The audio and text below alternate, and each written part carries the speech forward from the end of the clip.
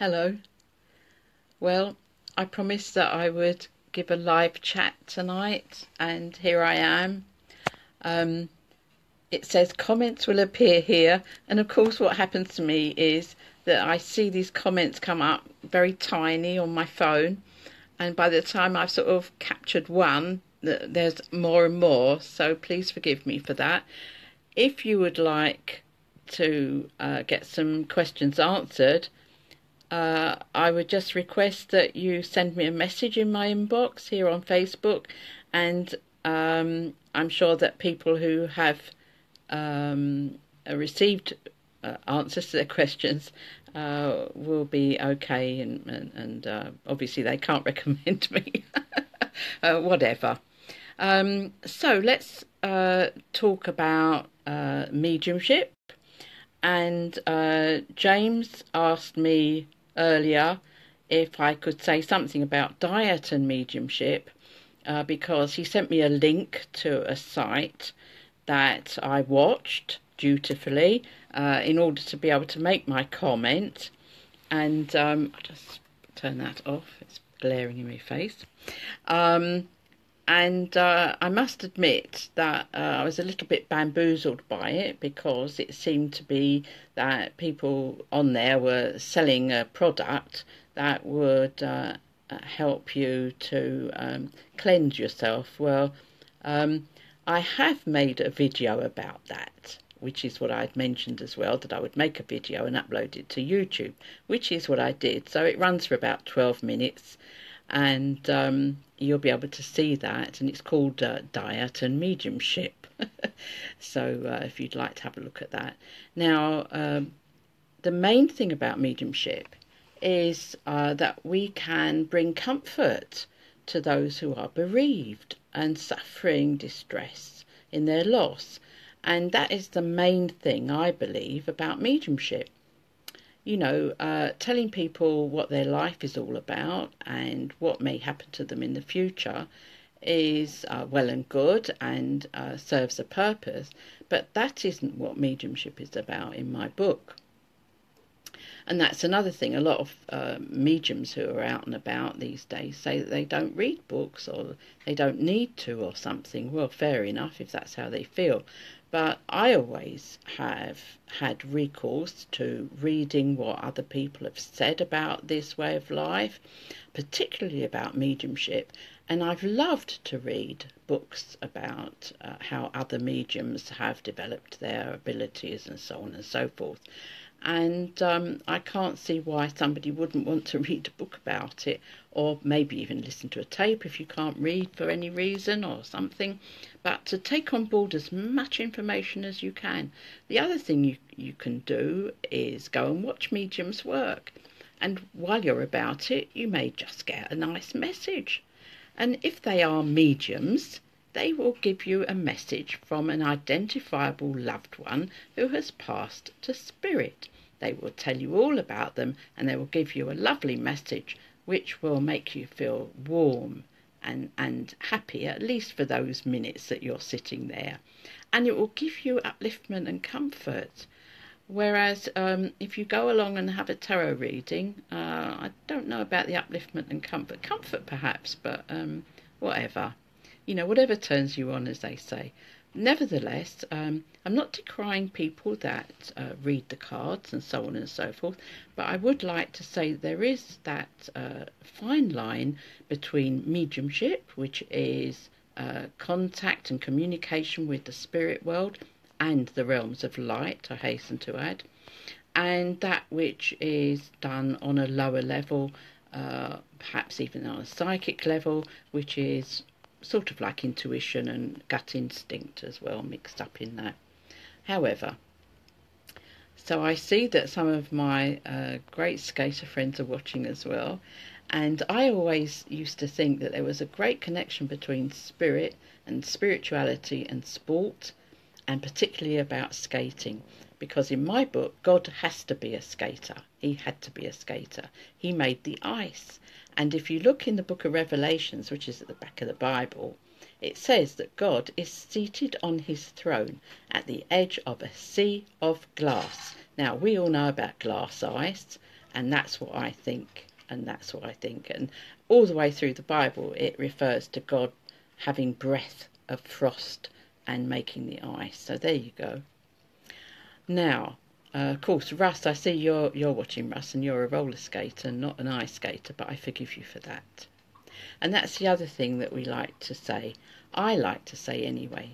Never mind if people offend you or they want to have a go at you, because it gives you an opportunity for forgiveness. You can forgive them and feel better about yourself into the bargain. Now, as for developing mediumship, anybody can do it. You need patience and you need to follow a nice path. You can find a teacher, a good teacher, someone who you know is a decent medium and who is a spiritual person, and go to your local spiritualist church or have a look in the directory and see what you can do. And of course now it's all online and so on. But as I said that about the diet and mediumship thing, I had the misfortune of watching somebody selling their wares, saying that if you use this product, it will cleanse you and make you a better medium. Well, I'm sorry, but I don't follow that one. The other thing about that is that you can be a medium. It doesn't matter how fat you are or how thin you are. You can be a medium because all you need to do is want to bring that contact and communication for the benefit of others who are still living down here with you. And if you've got that in your heart, you will be as good as you can. So I think that to say that anybody has to lose weight or look a different way or be a different way, I don't think that washes at all. Well, Moses was 80 years old when he was called to his service, and I would say that he was a great medium because he heard messages, didn't he? And he had not done anything particular, and he was a really old boy by that time. So I think you can be old as you like or young as you like, and you don't need to take any pills and potions to make you better. So, I see you. Oh, my grandchildren and a daughter-in-law is watching me. I'll have to be careful what I say now, because they're going to say, "Oh, look, there's our granny." And I was told by my eldest daughter that her father said, "Give my love to the witch of the East." Well, that's fair enough. When I was in Israel, they called me a witch and they gave me a big double-page spread in the newspaper, and it was very lovely because when push comes to shove, what I say is the truth, and I can talk to those on the other side of life, and I advocate that everybody does it, not just one person. And you don't have to be, like I said, you don't have to eat certain foods or not do something. You can just want to do this work, and you can study, and you can get there. So if anybody, I see Amy Williams is watching. Hi, Amy. And she'll tell you that there is a case for having a look at cards now and again if somebody wants to know where they're at in their life and what's going to happen to them.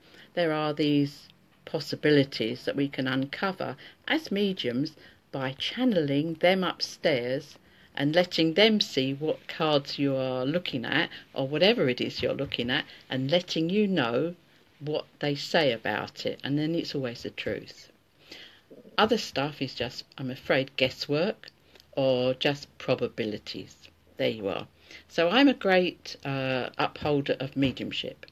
I don't mind being a spiritualist. I don't mind being a spiritualist medium. And I can quite understand why when Joan of Arc was offered her life, she refused and said no, she would burn instead. And she never made one sound while her body was burning. I know that her friends were there with her and that they took her out of her body before it was roasted to bits. And therefore she was in no pain, and she just wanted to go with them. So I understand that, and I understand that because I'm a medium and I listen to my friends in the world of spirit, and they tell me things that nobody on earth would be able to know about, which is really wonderful. So, hello, Rev Lyn. Yeah, hi. Hello, everybody. And you know that it was my skating and the ice that brought me into this way of life. And I became a medium because I became a spiritualist, because Kay Perkins, Kay Dibbling as she was then, told me to come with her when I was upset over the death of my father, to go to a church with her. And that's what I did, and that's what happened to me. I wanted to find out more about it, and so I did. And here I am talking to you, and this is all because I loved the ice, and Kay, of course, and she brought me into this way of life. I was absolutely delighted. Kay herself sat with me in circle because I was nervous, and I said I wasn't going to sit in a circle without her, so she came along, and then she got fed up with it because Kay would. There weren't any animals dancing around for her. So I carried on, and the first message I ever gave in my whole life was to Kay. There we were, sitting at Crystal Palace, and she said, "Can you give me a message?" And I said, "Yeah, I think I could." And it was really good fun, and I managed to give her a message, and we've never forgotten that. So there you are. We have the ice and Kay to thank for me doing this work. So, the other thing is that I love to answer people's questions. For some years, I actually answered questions on the first ever sort of website thing, portal provider. Sorry, it was Tiscali. And for 5 years, I answered questions for people because Tiscali paid me, and the people that were needing the answers didn't have to pay, which I thought was brilliant.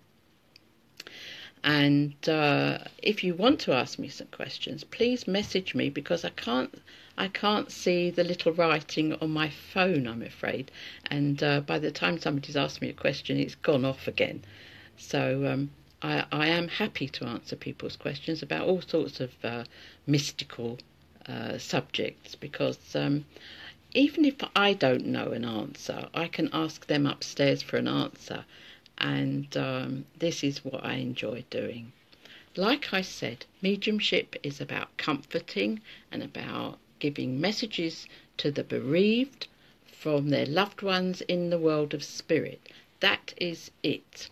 That is what mediumship is all about. Whether you are fat or thin makes no odds. Even how you live your life doesn't seem to make any odds. Although I would say that it's a really good idea to be as good as you can be. Some of us, it's more hard than others to be good, but the harder it is, the better it is for you if you really try. And we attract those who are similar to us or who might not mind coming through us. So in that way, people's mums and dads, aunts, brothers, sisters, you name it, friends, bloke from down the road, they will all come along and see what medium is working. And if they like you and they think they can, they will work through you and give their messages to the people they want to down here. So that's basically and Daz, hi, my cousin, and Terry, we go way back to Rochester Square Temple. Now that was a temple that was founded by Sir Arthur Conan Doyle. He actually stumped up the money for that when they were stuck for the money to buy the building, and now it's been sold off. Well, that is a tragedy, but nevertheless we have to take these things on the chin and say, well, it's only a lump of stone, let's face it, because if we go back even to the times of Jesus and Moses, they hardly had anywhere. They made a big thing about the temple in Jerusalem, and nevertheless, Jesus went to the temple and caused a bit of trouble there, as we all know. And then he slapped around Israel, and they never built a church. They never built a church. They used to sit in people's front rooms, like this one where I'm talking to you. And Charles Wesley, of course, he knew only too well that, and he would get on his John Wesley, I do beg your pardon, talking about his brother, John Wesley, got on his horse and went galloping around the countryside and used to stand outside the pubs and preach to people there. He didn't need a church either. So, you know, the whole thing is just about bricks and mortar, and we don't need them. We can just be spirit. My spirit speaks to your spirit here and now, and when we pass over to spirit, we are able to communicate back through people like myself, like you, who can learn to channel that information for the comfort and upliftment of others who are still down here. Now, of course, the big thing is that if we understand that we are all one spirit, and that when we pass over we are all part of that great spirit world, why would we go to war against each other about petty differences? So let's think our differences and remember we're all